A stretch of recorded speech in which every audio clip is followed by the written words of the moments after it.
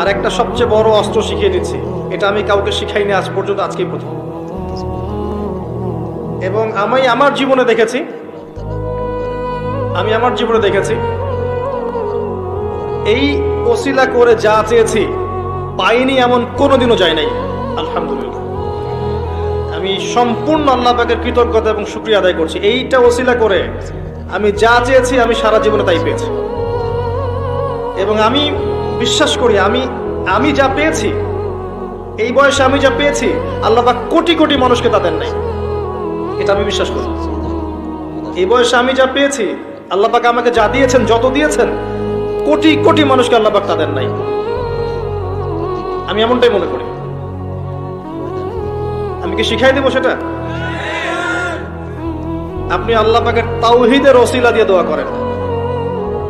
দোয়া করতে করতে আল্লাহকে বলেন, আল্লাহ তোমার তাওহীদের কালিমা লা ইলাহা ইল্লাল্লাহ এর ওসিলা করে তোমার কাছে আমি চাচ্ছি, আপনি পাবেন ইনশাআল্লাহ।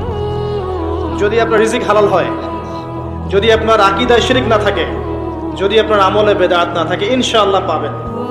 এর পরেও দুটা কথা আছে, সেটা হলো যদি দেখেন পান নাই, ইনস্ট্যান্ট পান নাই, মনে করবেন না দোয়া কবুল হয় নাই। এমনও দোয়া আছে যে আমি 10 বছর থেকে করছি এখনো পাইনি। এমনও দোয়া আছে আমি নিজেই 10 বছর থেকে করছি, আমার কাছে মনে হয় 2009-10 সাল থেকে আমি করছি, এখন পর্যন্ত পাইনি, ইনশাল্লাহ পাবো। তো ইনস্ট্যান্ট সব পেতে হবে এমন নয়। যদি দেখেন পান নাই, তার মানে 3টা বিষয় ঘটেছে। একটা, বান্দা দোয়া করেছে, সাথে সাথে কবুল করা হয়নি, আপনাকে এটা উপযুক্ত সময় দেয়া হবে ইনশাআল্লাহ।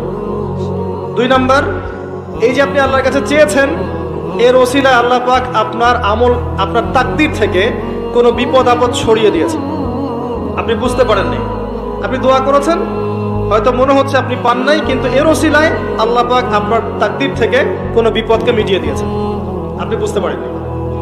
একটা হচ্ছে দুটার কোনোটাই হয়নি, পরকালে কিয়ামতের মাঠে আল্লাহ আপনাকে দিবেন জন্য জমা রেখেছেন।